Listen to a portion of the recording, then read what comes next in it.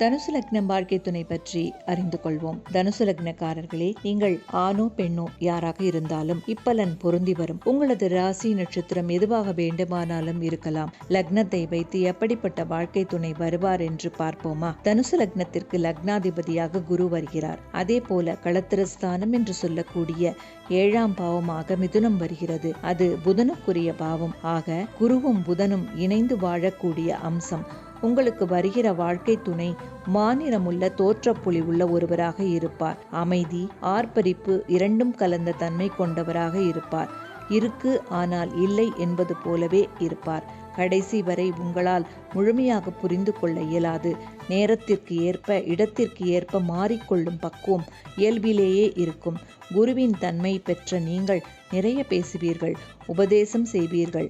அதுவெல்லாம் அவர்களுக்கு பிடிக்காது. காரியத்தில் மட்டுமே கண்ணாக இருப்பார். அவரிடம் ரகசியம் தங்காது. எதையும் வெளிப்படுத்தி விடுவார். மிகவும் கவனமாக அனுசரித்துத்தான் செல்ல வேண்டும். நீங்கள் உண்மையாக இல்லாத பட்சத்தில் உங்களையும் அவமானப்படுத்த தயங்க மாட்டார்.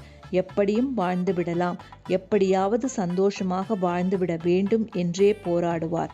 இயல்பாகவே திறமை வாய்க்க பெற்றவர்.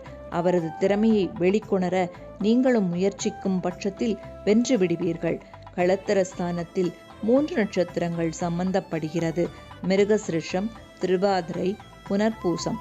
உங்கள் ஜாதகப்படி மிருகசிருஷம் சம்பந்தப்பட்டால் அதீத கோபம் இருக்கும். திருவாதிரை சம்பந்தப்பட்டால் வார்த்தைகளில் சீற்றம் இருக்கும். புனர்பூசம் சம்பந்தப்பட்டால் வேலைத்தான் பிரதானம் என்ற எண்ணம் அதிகமாக இருக்கும். மொத்தத்தில் கவனமாக அனுசரித்து சென்றால் வாழ்க்கை சிறப்பாகும். இதுவரை நாம் பார்த்தது பொதுவான பலன் மட்டுமே. இவை 60% மட்டுமே பொருந்தும்.